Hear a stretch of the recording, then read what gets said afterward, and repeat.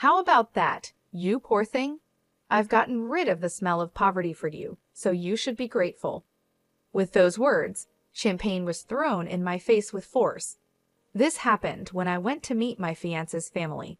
Instead of being concerned for me, James, my fiancé, started laughing loudly as if he was making fun of me. I quickly realized that all the effort I put into styling my hair and choosing my clothes was wasted. In the end, all I felt was emptiness.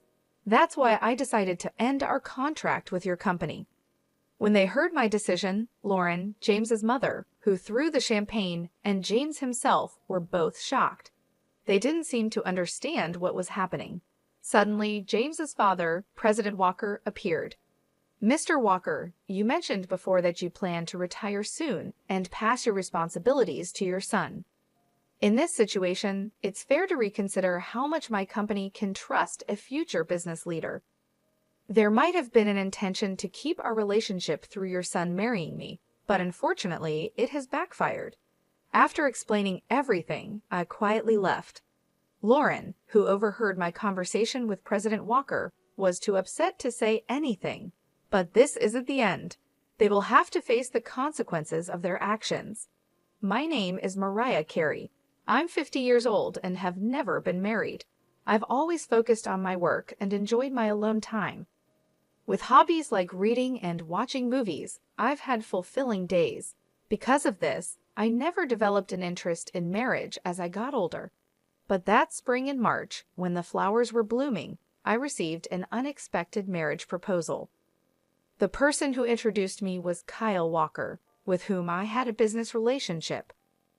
"Miss Carey, I'd like to introduce you to someone. What do you think?" he said.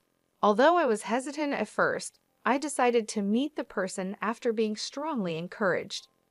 That person was James, who was the same age as me and the son of President Walker. He's the youngest son with several older sisters. He's come close to marriage a few times before, but has remained single. I had one request before our first meeting, but James was a polite and kind person, and I immediately liked him. I started thinking that maybe marrying him wouldn't be such a bad idea, so I suggested that we start dating. Both President Walker and James were happy with this idea, and everything seemed to be going well. But I never imagined that this decision would lead to an unexpected situation later on. 2 weeks into our relationship, during our third date, James smiled and said, "We're already like a couple, aren't we?" Unlike before, James was wearing a casual jacket and looked relaxed and youthful. I had also switched from dressing up to wearing casual pants. Even though we were both older, our feelings at that moment felt as fresh as those of young people. However, as the date went on, I started noticing something strange about James's behavior. He often made comments that felt a bit insulting. For example, he took me to a slightly upscale restaurant and proudly said, "You don't usually get to come to a place like this, right? This must be special for you." I could only respond with a vague smile. In reality, this restaurant was one of my favorites, and I had just visited it with a friend 6 days ago. But I didn't want to embarrass him, so I didn't tell him the truth. A waiter I knew noticed my signal and played along, pretending not to recognize me. While we were sitting, I noticed the watch on James's wrist. It wasn't the best watch out there, but it was nice. I complimented him, saying, "That's a different watch from before. The color is lovely, and it suits you." Embarrassed, James took off the watch to show it to me, thinking I was really interested. Since I wasn't that interested in men's watches, I just looked at it briefly and gave it back. But he seemed to insist on giving it to me again, saying, "Feel free to take a closer look. It's not every day you see something this fancy, right? Don't be shy." My reaction wasn't just out of politeness. I simply wasn't that interested in the watch. Though I agreed to take a closer look when he insisted, I felt a bit confused. To me, a watch is just an accessory, and I think checking the time on a smartphone is enough. I had mentioned his watch casually, just like I might compliment a friend's new decorative item. Many of the older people I work with wear similar watches, so I actually see them quite often. "Thank you for showing it to me," I said. It's nice to have something you like." James then slightly pouted and suddenly started looking at my belongings. What caught his attention was a bag that I'm really fond of. This bag was specially made for me at a workshop I love, reflecting the craftsman's skill and my personal taste. It's very practical and a bit expensive, but to James it seemed cheap. He asked, "Don't you have a proper bag? I think you should have something more prestigious." The bag was custom made at a German workshop and doesn't have a brand logo. In fact, the craftsman's logo is hidden at the bottom of the bag because I prefer simple designs. It's hard for someone who doesn't know much about women's bags to guess its value just by looking at it. But I couldn't help feeling puzzled by his constant superior attitude. Sometimes I brush it off, thinking he's just a sheltered person who doesn't know much about the world, but the uncomfortable feeling doesn't easily go away. At one point, I thought about reconsidering the idea of marriage, but since we had only met 2 times, it seemed too soon to decide on breaking up. So I decided to wait and see how things would go. Since then, we've continued dating. James does show some immaturity at times, but he's basically an honest person. He no longer acts in that unnatural way he did before. No one is perfect from the start.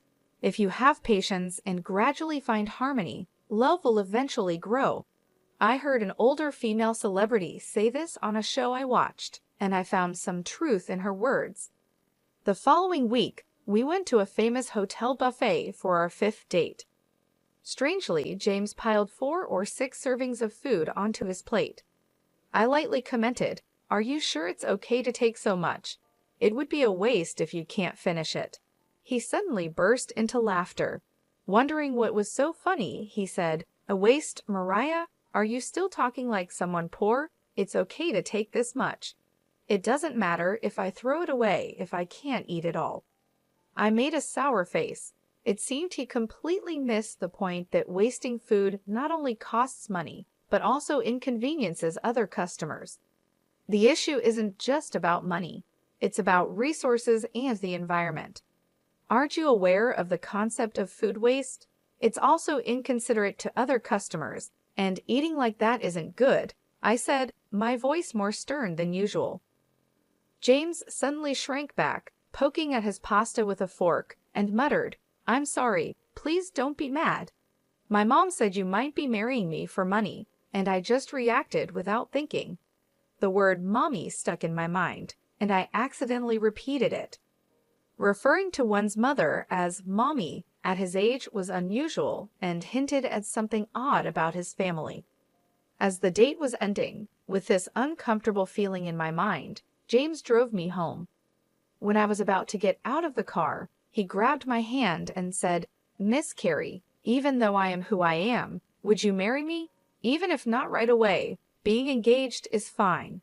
I can wait as long as it takes." I was surprised by James's sudden boldness, but soon I began to feel genuine happiness from his actions. Despite the concerns I had about James, his way of asking made me feel joyful. I thought that maybe the things he lacked could be improved after marriage, and I could help guide him into becoming a loving husband. 5 months had passed since we first met, and I felt it was the right time to move forward. Let's grow together by supporting each other. We both have flaws and differences, so let's talk a lot and work them out, I said with teary eyes, moved by emotion. However, the moment I agreed to the proposal, James showed troubling behavior again. He said with a smile, "Let's start preparing for married life. First, you should quit your job, take care of the home, and learn housework from my mom." My joy vanished, replaced by rising anger. I responded more strongly than usual. "Don't be so presumptuous. If that's your attitude, then marriage is out of the question. Goodbye." James was silent, stunned. In that moment, I got out of the car and went straight into my house. Even though I decided to distance myself, I reluctantly agreed to meet James after he sent me a message over the weekend, insisting on seeing me. The weekend came quickly, and when the day arrived, James was already waiting at our meeting spot. As I approached, James stood up quickly and apologized deeply. I'm really sorry about last time. My friends told me to be firm, and I took it too seriously. They even scolded me for thinking it was okay to act like that, James said, his energy low, which started to melt away my anger. Not long ago, I felt like getting upset with him, but I eventually made peace with it. It's a bit disappointing, but James is dear to me. He's very straightforward, and sometimes it's hard for him to tell the difference between a joke and something serious. He's easily influenced and a bit indecisive, but I reminded myself that no one is perfect from the start. Make sure you keep this in mind. We're getting engaged, after all, I said with a small smile. Hearing this, James looked up suddenly and brightened right away. After a month of a somewhat turbulent engagement period, it was finally time to meet each other's families and announce our marriage. The first visit was to James's family home. Although I had known President Walker for a long time, it was strictly professional, and this was my first time visiting his home, which made me nervous. James was his usual gentle and lovely self, but he seemed a bit off that morning. I thought maybe he was just nervous, but that wasn't the case. About my mom, he started, and I braced myself, thinking about the usual worries between a daughter-in-law and mother-in-law. But I trusted his mother, known to be a hard-working woman and the kind-hearted wife of President Walker. I hoped that if I spoke sincerely, she would understand me, but I was wrong. The moment I stepped into the room to greet them, liquid splashed onto my face. My eyes started to sting badly, and a strong irritation hit my nose, making me cough violently. I immediately panicked. How about that, you poor thing? I got rid of the poor smell for you, so be thankful, I heard a mocking voice say. I was shocked by the bitter taste, smell, and heat. I realized the liquid in my mouth was champagne, but I couldn't understand why I was being treated like this. Lauren, what are you doing? President Walker exclaimed in shock. The situation became clear. James's mother, Lauren, who was supposed to be my future mother-in-law, had thrown champagne in my face. It seemed the mocking voice was also Lauren's. I remembered how James had looked down on me as poor before and realized that this attitude might have come from Lauren. What's the matter, Mariah? You're all wet. Funny, isn't it? Go, Mommy, that's just like you. James laughed loudly. At that moment, I realized that everything I had done up to this point was for nothing. I felt nothing but emptiness in my heart. I will therefore terminate our contract with your company, I said. What? James and Lauren both exclaimed in surprise. They quickly looked at each other and seemed to whisper about something, maybe our business dealings or something else. But as far as I was concerned, I was no longer involved. I was just an outsider. I could only guess what they were discussing at that moment. One person who stayed silent was President Walker, who looked pale and wide-eyed. I turned to him, thanked him, and began to speak. First of all, President Walker, I want to thank you for your cooperation so far. It must be because of the condition we agreed on that nothing like this has happened before. When I turned to speak to Lauren and James, Lauren looked at President Walker with a doubtful expression and then stared at me sternly. Meanwhile, James watched Lauren's reaction while glancing at me. I continued quietly, knowing that what I was about to say might surprise them, but I hoped they would listen carefully. One condition of accepting this matchmaking was that I would not reveal I am the president of a company until the marriage was decided. I didn't want my title to interfere. My connection with President Walker came from significant business transactions I built over the years while focusing on my work. I took out my business card, which naturally listed my company name and position. Even those not involved in management would understand the importance of my title. Hello again, Mrs. Lauren. Thank you for all your help so far. This is my position. I've been working with your husband's company for over 12 years, and right now, my company is probably your biggest client. I wonder what percentage of your company's sales we represent." When I handed over my business card, James turned pale with surprise. He worked in his father's company, so seeing my company name should have made it clear who I was. To President Walker, I was not just any business owner, I was the owner of one of his most important business partners. That's why I wanted my profession hidden at first, to truly see James's character when choosing a lifelong partner. I wanted to see the real person, not just a superficial act. I couldn't risk a fake attitude because it could affect the future of a parent's company. So I was introduced as just someone who met James through work. I even wore fake glasses and changed my makeup and hairstyle for our dates. Looking back, the disguise was just a temporary amusement and, in the end, a waste of time. "I'm sorry, President Walker, but I have to decline this proposal. This isn't just about marriage. We also need to pause our transactions to reassess the situation," I said, then sat down to face President Walker. Afterward, I calmly explained the situation. President Walker turned even paler when he heard my words and stuttered. "The transactions are affected? That can't be right." But his reaction seemed forced. I shook my head firmly, showing that my decision was final. But I wanted him to understand that my decision was not based on a fleeting emotion. I continued speaking calmly. "President Walker, you mentioned before that you plan to retire soon and hand over your responsibilities to your son. In this situation, it's important to reconsider how reliable a future business partner can be.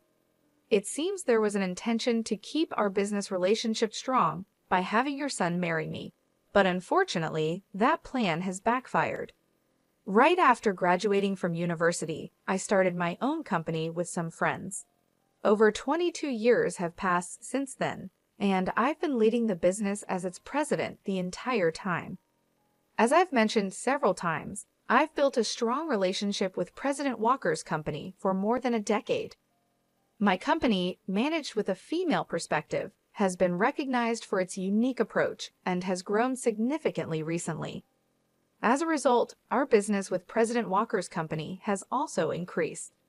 However, there have been internal discussions lately about whether we should switch to new business partners. Amidst this situation, the sudden proposal of an arranged marriage came up.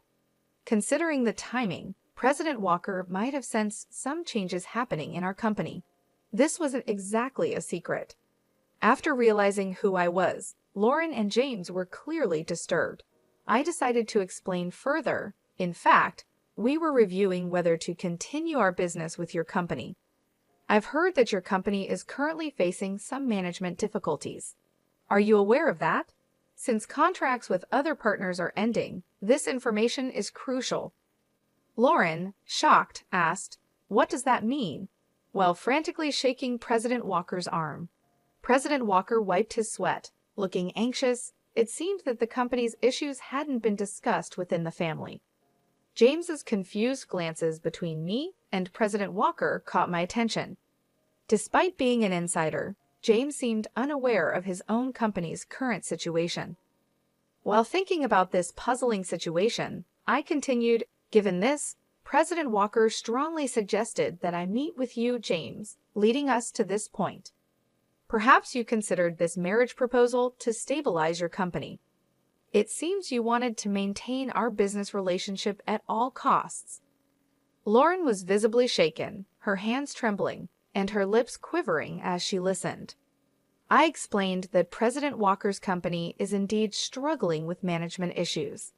Lauren may have looked down on me earlier, but her company is dealing with much bigger problems. Once known for quality and speed, President Walker's products have been overtaken by competitors' technology and no longer stand out. Additionally, the development and manufacturing processes are inefficient, cost reduction efforts have failed, and the products have become too expensive. Moreover, the company places too much pressure on employees by modern labor standards, leading to shorter delivery times and further damaging the company's reputation. Working with a low-rated company like this can harm the reputation of its business partners as well. Even a company with a long history can struggle when it has outdated structures and a high turnover rate among young employees. As a result, President Walker's company's market share has been decreasing, and its performance continues to decline. In this situation, it was natural for us to look into working with other, more stable companies. Lauren, outraged, shouted, "How dare you threaten to cut off business based on personal feelings? What a despicable act! Are you blackmailing us? This is the worst. Don't think such behavior is acceptable." She seemed to forget that her actions were the cause of this situation. I was surprised by her accusations and the fact that she hadn't even apologized. Before I could say anything, President Walker shouted angrily, "Silence! This is all your fault." I held back what I was about to say. Indeed, President Walker, not me, was likely the most affected by this situation. The unexpected fallout from his wife's inappropriate behavior was probably a shock to him, especially since he had hoped for stability. This all happened because President Walker tried to stick to our agreement, but in reality, keeping it a secret from James alone would have been enough. He should have informed his wife beforehand. As a result, I'm relieved that I didn't have to welcome such a problematic person as my mother-in-law. James' appearance was pitiful. He was pale and trembling, holding tightly onto Lauren's hand. It was sad to see a 50-year-old man still needing his mother's hand. Seeing him like this, I couldn't help but give him a cold look. "It's impossible that someone carrying such a cheap-looking bag could be a president," James accused me harshly. "And you complained about food waste and acted like you were poor. You're lying about being my father's business partner. How disgraceful!" He seemed to be trying to blame me, but he was clearly mistaken. "I'm not interested in branded goods. I prefer high-quality leather products made locally. Also, my criticism of wasting a large amount of food wasn't because I'm poor, but simply because it's inappropriate behavior. There's nothing fake about that. As for this bag, it's custom-made from a workshop I visit often. Anyone who knows about leather would recognize its quality immediately, but it seems none of you care about that. This bag is actually priced higher than many commercial brands." When I explained this, Lauren suddenly stared at my shoes and bag with surprise, then quickly looked away, clearly embarrassed. It's obvious that only those who know about quality would understand. I continued, "Moreover, ordering a lot of food and not finishing it is not only wasteful, but also disrespectful to the restaurant. It's unreasonable and inappropriate behavior. And yes, it's true that I'm your father's business partner. What would it mean if the presidents of companies doing business together didn't know each other?" James seemed unhappy and unconvinced by what I said. President Walker frowned at his son's behavior when we confirmed that we knew each other. James looked down without saying a word, clinging to Lauren in a way that seemed very childish for his age. Seeing his immaturity, I couldn't help but feel disappointed. "If your company loses our business, we'll be on the brink of bankruptcy. Please forgive us." President Walker began to apologize profusely. His clear statement seemed to finally make Lauren understand the seriousness of the situation. Realizing the impact of his actions, James turned pale and started trembling, saying, "Mommy," with tears in his eyes, clinging to Lauren. But Lauren couldn't respond. Watching this scene, I let out a deep sigh of relief. I deeply regretted ever thinking about sharing my life with someone like James. I had thought that because he was honest, I could help him improve and make things better, but now that seems like a naive thought. I'm so sorry. President Walker kept apologizing over and over without actually offering any solutions or ways to address the situation. This could easily lead to us cutting ties on an emotional level. Therefore, I had to make specific comments about the engagement. "Let's talk about our engagement. I cannot consider marrying someone whose mother behaves so rudely. Moreover, he didn't even try to stop his mother and instead laughed along with her. I hope you understand why the engagement should be called off." President Walker listened, nodding in agreement. I continued, Thank you for understanding. Until yesterday, I believed in James's potential to improve, so I moved forward with the engagement. But now, I feel relieved that our relationship has ended. I gave specific examples of James's behavior, like how he often quoted his mother's opinions, saying, "Mommy said so," and how he still called her Mommy, even though he's almost 52 years old. He frequently used his mother's opinions as an excuse to justify his improper behavior. However, as soon as I pointed out these issues, he would quickly become discouraged, showing his weakness. There were countless examples of this behavior. President Walker was shocked, his mouth open in disbelief, and Lauren looked embarrassed. However, James didn't seem to understand what was wrong with his actions. When I asked if there was any fault on my part in calling off the engagement, President Walker shook his head slightly, looking pitiful. I paused to calm myself and took a deep breath. I will divorce my wife. James will also have to move out with her. The company's operations will be taken over by competent staff, so please don't abandon us.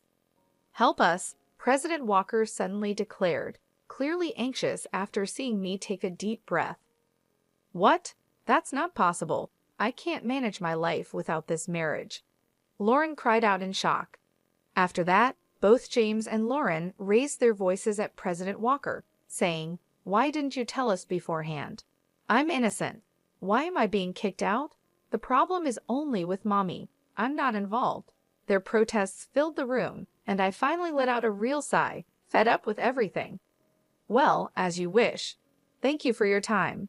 I will take my leave now," I said to President Walker and quickly left. I needed to go home and take my high-quality clothes to the dry cleaners right away. Otherwise, the champagne stains would set and ruin them. James stopped protesting and wept, seemingly accepting the situation. Lauren tried to argue, but President Walker silenced her with a stern reprimand.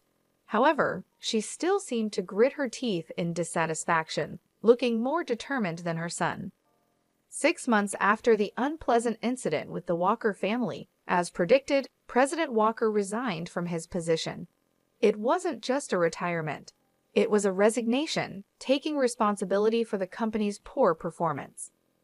The main reason for the decline was the termination of the contract with my company. A former employee who took over as the new president conducted a full review of the operations. Moving away from family management was well received, and external evaluations of the company improved. He took the initiative to develop new products, and the results were starting to show. At this pace, resuming the paused business transactions might happen soon. In the meantime, President Walker and Lauren officially divorced. As expected, James moved out with Lauren, and they started a new life together. However, rumors say they have daily conflicts. It seems that their close relationship was mostly based on financial comfort. After being forced out of his father's company, James quickly became unemployed. Unable to handle James's financial dependence, Lauren left him in President Walker's care and disappeared. I've heard she now lives alone in an old, low-rent apartment, mourning her situation. Lauren once bragged about her lavish lifestyle, but her behavior pushed many people away. Now, she has no helpers or friends and has become a lonely figure. About a year after President Walker's retirement, I had a chance encounter with him when I visited his former company. I ran into him unexpectedly. "I am very sorry for the great inconvenience I caused before," he said. He had generously given half of his property to Lauren, but her financial troubles were mostly due to James's demands and Lauren's continued extravagant spending. Unfortunately, this is personal responsibility, and it's hard to feel sympathy. President Walker had planned to keep James at a distance, but he was shocked to learn that his nearly 52-year-old son didn't even know how to boil water. Eventually, they ended up living together. Now, he is firmly teaching James, making various decisions around the house. James had completely relied on Lauren, and President Walker admitted, "I feel that I didn't properly take care of my son and wife until now." This is the misfortune I created for myself. Although it's late, I am deeply reflecting on my mistakes. I think I also did some wrong things to Lauren. Fortunately, the company didn't go bankrupt, and I am relieved. Now retired and staying at home, President Walker is seriously engaging with James for the first time. James, facing new challenges like household chores and part-time jobs, often cries despite his age. I can only hope that he becomes a better person, but I have no desire to have any more dealings with him ever again. 5 years have passed since then, and my company is doing very well. My performance has improved compared to before, and the stock price has also risen. As for my personal life, I am no longer considering marriage. I have already informed my parents. When I got engaged, I explained everything to my parents, and when the engagement ended, I shared the details with them again. They supported my decision to stay single, rather than being involved with someone like that. As a result, my parents are now even stronger supporters of my focus on work. I stay busy every day and have taken up new hobbies to make my life more fulfilling. Although I used to prefer indoor activities, I recently decided to start exercising at the gym. I can even see my muscles starting to form, and my subordinates look at me with admiration, which feels a bit strange. I've always believed that happiness is something you create for yourself. I look for happiness that I build on my own, not just the kind that comes from being with someone else. If I were to fall in love again, I would prefer it to happen later in life when I could afford to give everything up for love. But that's not something I'm worried about right now. My days are fulfilling, and I'm happy. My life has just begun, and I'm focused on working towards a bright future.